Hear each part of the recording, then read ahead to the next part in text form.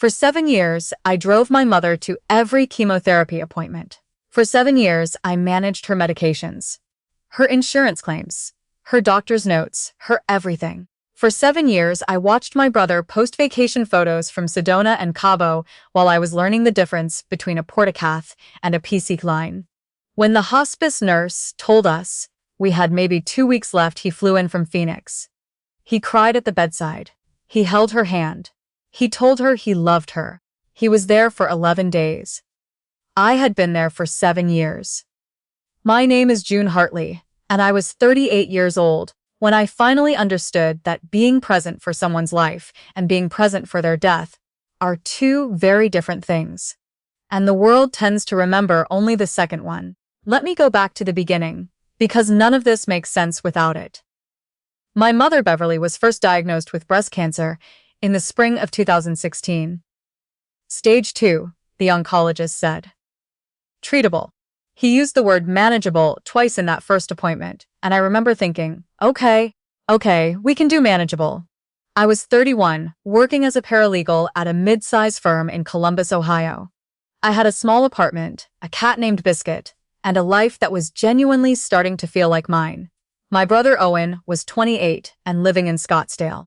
He worked in tech sales, made good money, traveled constantly. When I called him the night of the diagnosis, he was quiet for a long moment, and then he said, "That's really scary. Keep me posted." Keep me posted. I don't think he meant it coldly. I think he just didn't know what else to say. But those 3 words stayed with me through every round of chemo, every sleepless night, every follow-up scan, where I sat in the waiting room alone, reading old magazines and trying not to cry in front of strangers. The first year wasn't the hardest. Mom finished treatment, the tumor responded, and for about 18 months we all exhaled. She came to my place for Thanksgiving. Owen flew in for Christmas. We sat around her kitchen table and it almost felt normal. Then 2018 happened. The cancer came back, and this time it had moved. Stage 3. The oncologist stopped using the word manageable. That was when my life stopped being mine. I'm not saying that with bitterness, or at least, I'm trying not to. I made a choice. Nobody put a gun to my head. But here's what people who haven't done it don't understand about becoming a caregiver. It doesn't happen all at once. It happens in tiny increments, each one reasonable on its own. You start driving her to appointments because she shouldn't be behind the wheel after certain medications. Then you start coming over on weekends to help with groceries because the fatigue makes it hard to stand long enough to cook. Then there's a fall. Nothing serious, just a stumble in the bathroom. And suddenly, you're thinking maybe she shouldn't be alone overnight. And then one day you look up and you're sleeping on an air mattress in her spare room 3 nights a week, and you haven't taken a vacation in 2 years. And your boss is giving you looks because you've used up all your FMLA leave, and you're still somehow surprised by how you got here. That's how it happens. Incrementally. Until it's everything. Owen called. I want to be fair about that. He called Mom every Sunday, sometimes twice a week when things got bad.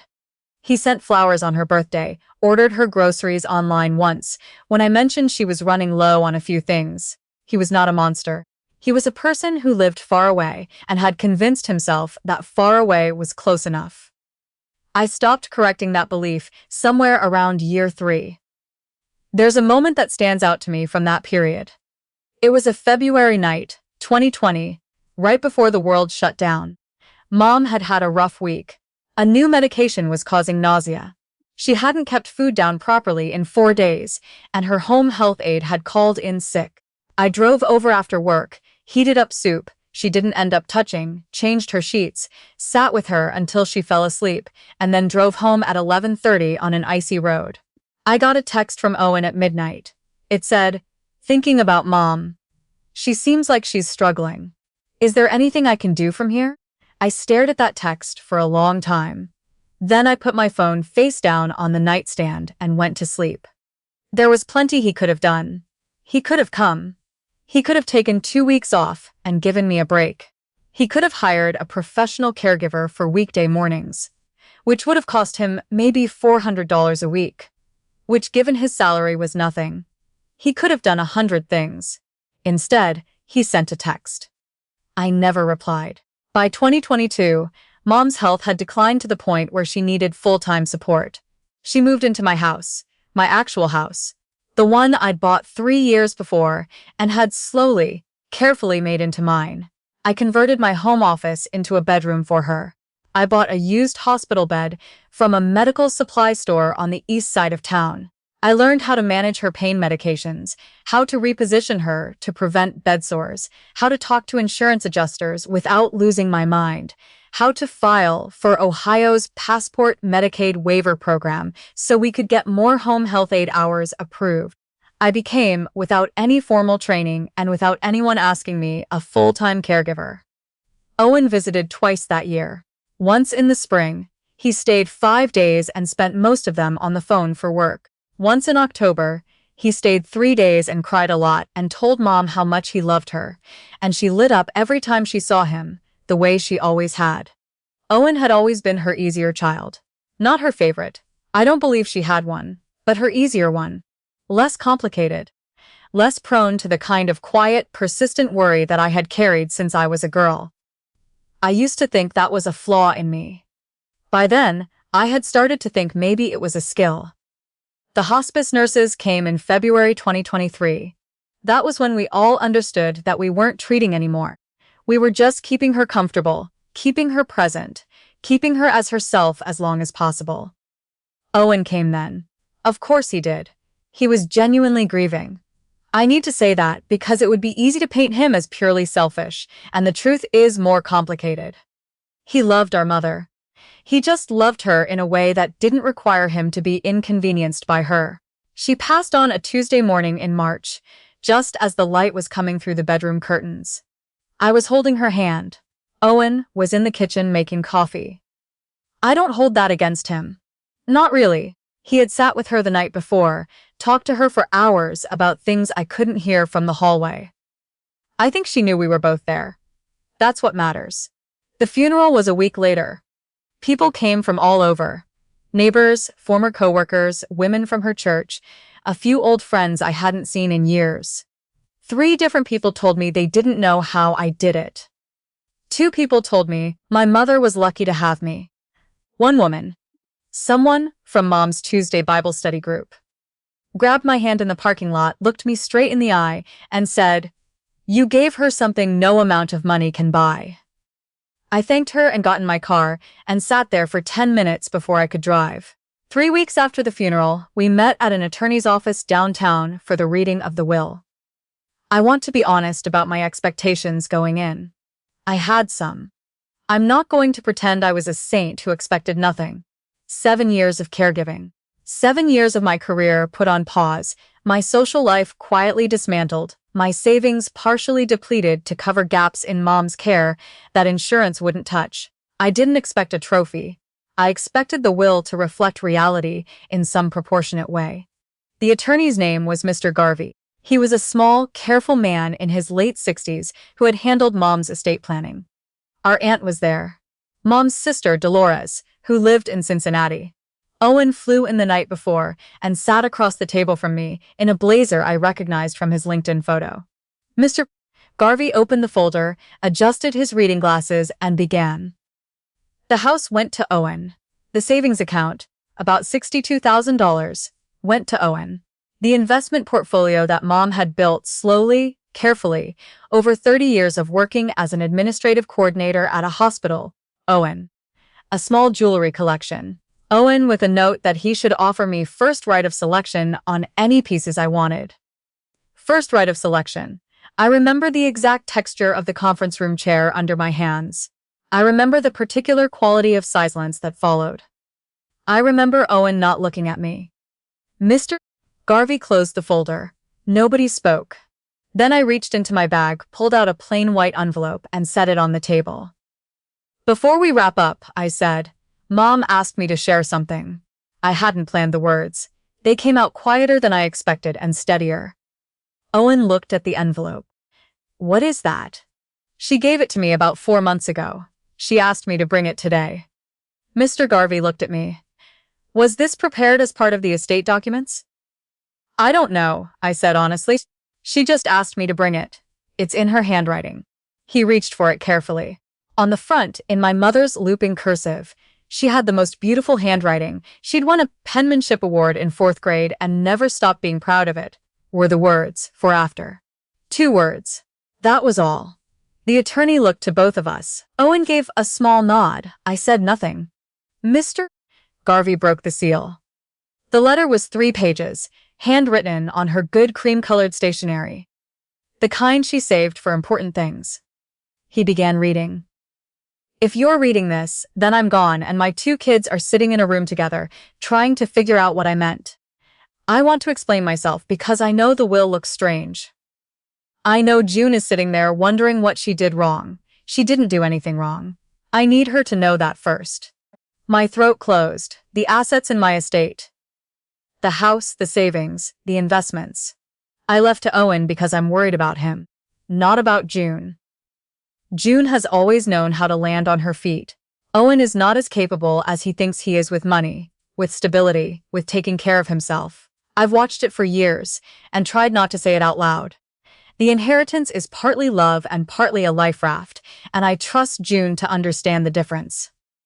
Across the table, Owen was very still. But I also know that what June gave me cannot be measured in a will. You can't put 7 years of someone's life in a column on a spreadsheet.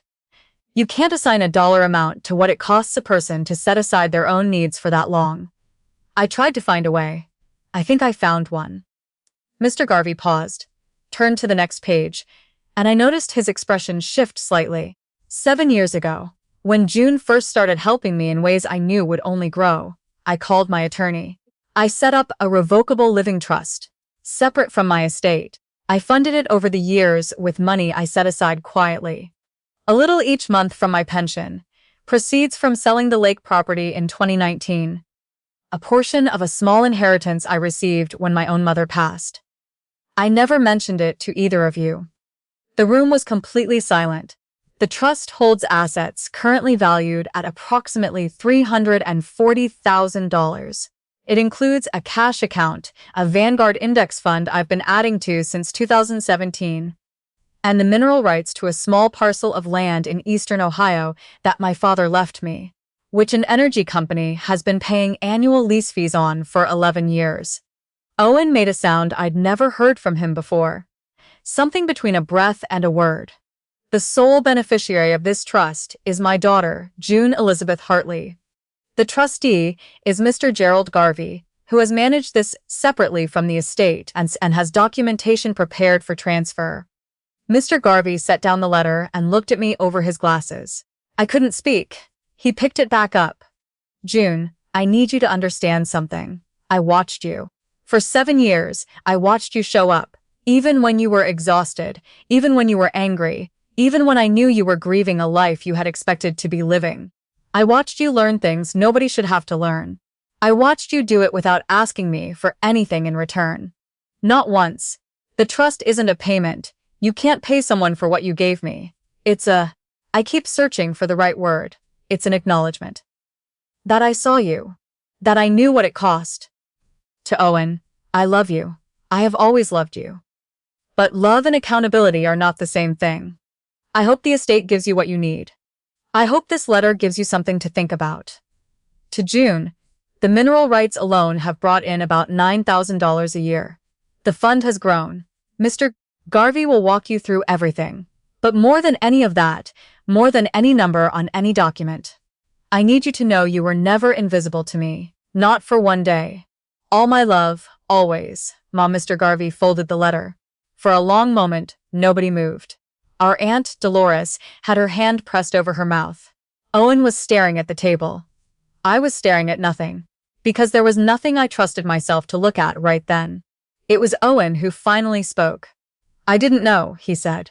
His voice was strange, flat in a way I'd never heard from him. I genuinely didn't know. I know, I said. I should have. He stopped. Started again. I should have come more. I had imagined this moment so many times. I had written speeches in my head, whole paragraphs, on nights when I was too tired to sleep and too awake to stop thinking. I had imagined saying things that were true and devastating and impossible to argue with. I had stored up 7 years of material. I didn't use any of it. Yeah, I said. You should have. That was all. Because here's the thing I had learned. Somewhere in the middle of those 7 years, between the insurance calls and the medication logs and the nights sleeping on an air mattress, I didn't need Owen to understand. I didn't need him to suffer appropriately or apologize correctly or find the exact right words. I didn't need the scene. My mother had already given me everything I needed. In 3 pages of cream-colored stationery, in her 4th-grade award-winning handwriting, in words she had been composing in her head probably for years while I sat beside her and thought she was sleeping. She had seen me. That was the thing I had been most afraid of losing. Not the money, not the house, not any of it. Just the fear that I had spent 7 years of my life doing something that had gone unnoticed. That I had made myself smaller and smaller until there was nothing left to see. She saw me. Mr. Garvey walked me through the trust documents for the next 40 minutes. There were forms to sign, accounts to transfer, a call to schedule with a financial planner. The mineral rights lease from the energy company was current through 2027 with renewal options. The Vanguard Fund had performed well. Everything was in order. My mother had been meticulous, the way she was about everything. Owen sat in the room for a while, then quietly excused himself. I heard him in the hallway on his phone, and I didn't try to listen. When it was over, Dolores walked me to my car. She held my arm the way older women do, when they want to steady you without making it obvious. She told me, Dolores said, about 6 months ago. She made me swear not to say anything. Did she tell you how much? No.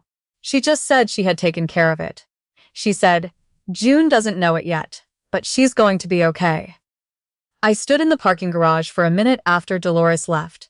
The concrete was cold. Somewhere below us, a car alarm was going off and then stopping.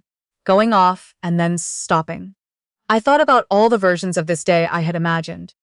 The angry ones where I said things I'd regret. The sad ones where I left the attorney's office, feeling emptied out and confirmed in every fear I'd had. The resigned ones where I simply accepted an unfair outcome and moved on because what else do you do? None of those versions had felt like this. My mother had done something quiet and private and completely like her. She had not made a scene. She had not confronted Owen. She had not held a family meeting or issued ultimatums or demanded that anyone acknowledge anything. She had simply, over years, incrementally the same way I had become her caregiver, built something for me, added to it, watched it grow, and then trusted me to receive it without fanfare, without an audience, without needing it to be a moment. She knew me that well. I got into my car. I called my best friend Tamara, who had brought me food more times than I could count during those 7 years, and asked for nothing in return. When she picked up, I just said, "Can I come over?" She said yes before I finished the sentence. I cried for about an hour in her kitchen while she made tea and didn't ask me to explain anything until I was ready. Then I told her everything. She listened the way good people listen, not waiting for her turn to speak, just actually listening. At some point, she reached across the table and put her hand over mine and said, "Your mom knew exactly who you were." I nodded. "That's not nothing," she said. "That's actually everything." I've had a lot of time to think about this since then, about inheritance and what it means, about the difference between what you leave someone and what you give them. The estate, the house, the savings account, the investment portfolio, those were things. Important things, valuable things. Things my brother needed, for reasons I've come to understand better as I've gotten older. My mother wasn't wrong about him. He's struggled in ways that aren't visible from the outside. And I think she saw that too, with the same quiet attention she turned on everything she loved. But the trust she's built for me, that was different. That wasn't just money. It was 7 years of being witnessed. 7 years of someone keeping track when I wasn't keeping track myself. Every appointment she logged in her memory. Every vacation I mentioned and then canceled. Every phone call at 2 in the morning when something went wrong, and she heard the exhaustion in my voice and carried it quietly so I wouldn't have to. She carried it. She never told me she was carrying it. She just did. I used to think that was something I'd inherited from her. The tendency to absorb difficulty without making a sound. I spent most of my 30s wishing I were different. Wishing I could put things down the way Owen put things down.